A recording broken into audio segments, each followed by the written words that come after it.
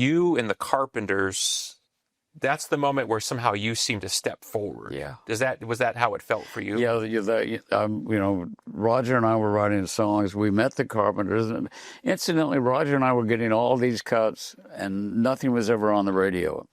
I mean, album cuts, B-sides, nothing on there. Nobody knew who we were, but the producer. So before that, there wasn't really any big chart success. There was no real chart success, but we were making a great living. I mean, we're B-sides of, I wrote the B-sides of I Am Woman and Delta Dawn, all these tiny Delta Dawn, there's a good song. Yeah, exactly.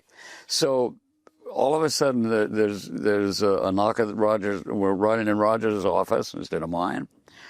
And there's a knock at the door, and it's Chuck Hay or Herb Alpert, and said, this is our newest act at A&M wanted you to meet Karen and Richard Carpenter. And they looked at Roger and I, and they were like, "Oh man, we love your Peppermint Trolley cut of Trust and the Steve Lawrence recording of Drifter." And we're famous. Oh my God, we're so excited because these two kids knew who we were. Wow. It's interesting that they kind of picked you out of the lineup. Yeah, they did.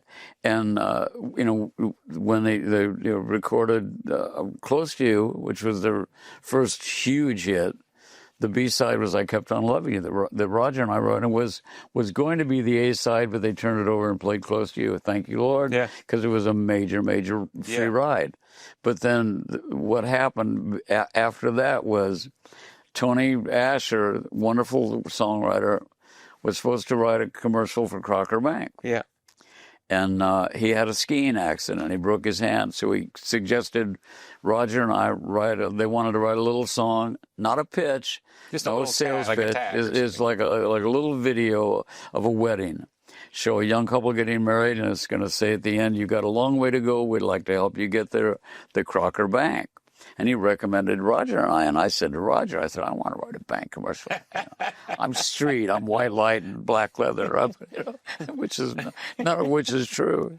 And he said, "Well, there's a creative fee." I went, "Let's write this commercial." Yeah, I love writing for banks. Yeah, I love writing for. And so we wrote this, in an afternoon. Wrote the song, and I sang it on the commercial. He did the background voices. The section played it, I think. Richard Carpenter heard it in the commercial and said, "Is there a full song?" And we've only just begun. And that changed our lives.